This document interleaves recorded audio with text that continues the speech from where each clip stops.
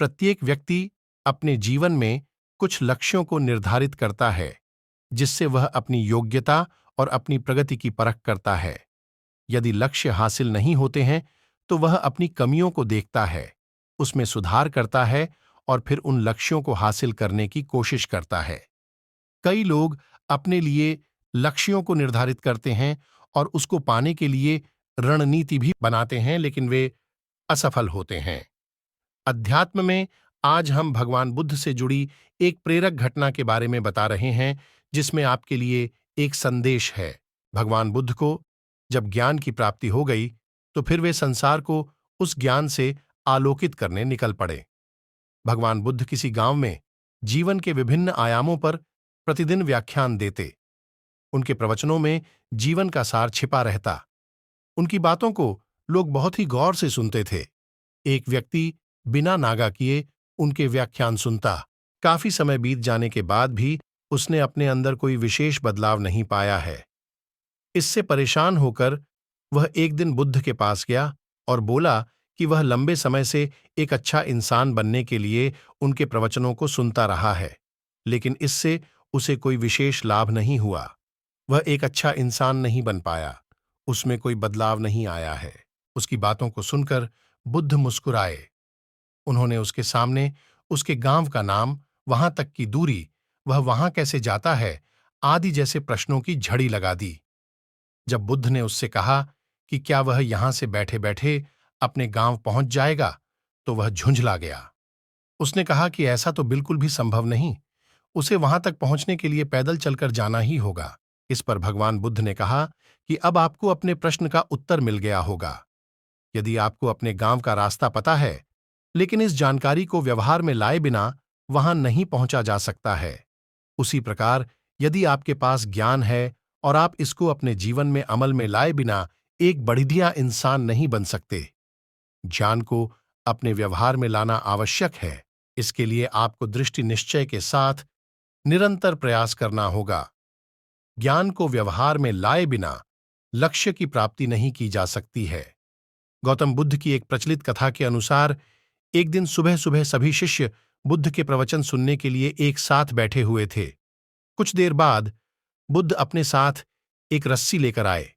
तथागत के हाथ में रस्सी देखकर सभी शिष्यों को हैरानी हुई। बुद्ध अपने आसन पर बैठे और उन्होंने रस्सी में एक के बाद एक 3 गांठ बांध दी। इसके बाद उन्होंने शिष्यों से पूछा कि क्या ये वही रस्सी है जो गांठ बांधने से पहले थी?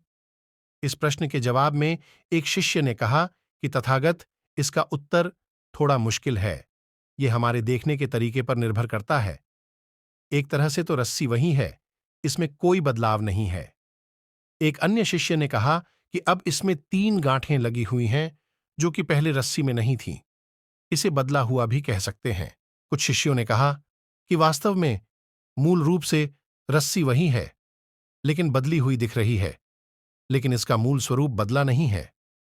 शिष्यों की बात सुनकर बुद्ध ने कहा कि आप सभी सही बोल रहे हैं, अब मैं इन गांठों को खोल देता हूं।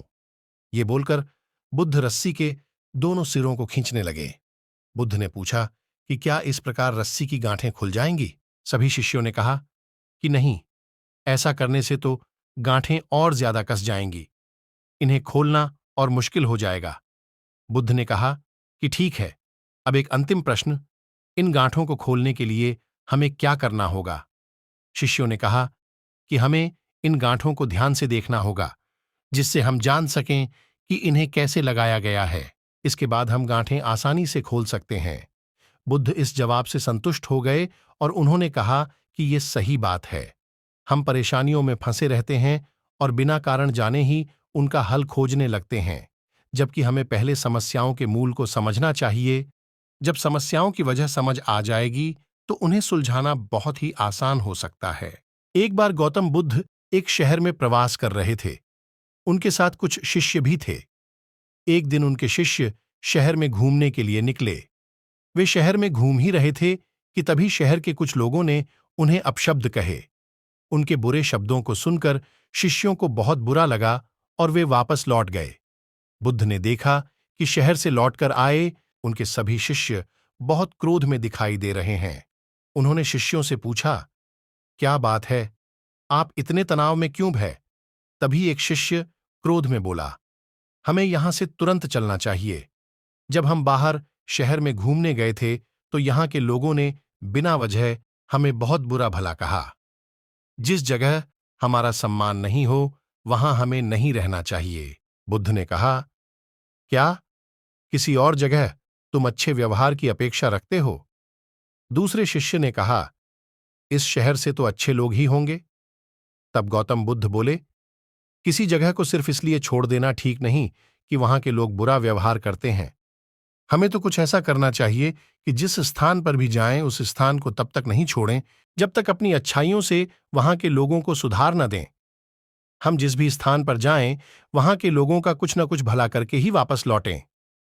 बुद्ध ने कहा, जिस प्रकार युद्ध में बढ़ता हुआ हाथी चारों तरफ के तीर सहते हुए भी आगे बढ़ता जाता है, ठीक उसी तरह उत्तम व्यक्ति भी दूसरों के अपशब्दों को सहते हुए अच्छे कार्य करता रहता है। खुद को वश में करने वाले प्राणी से उत्तम कोई और नहीं हो सकता। बुद्ध की बात शिष्यों को अच्छी तरह से समझ में आ गई और उन्होंने वहां से जाने का इरादा त्याग दिया। अगर इस वीडियो से कुछ सीख मिली हो तो चैनल को सब्सक्राइब जरूर करें और वीडियो को लाइक और शेयर जरूर करें।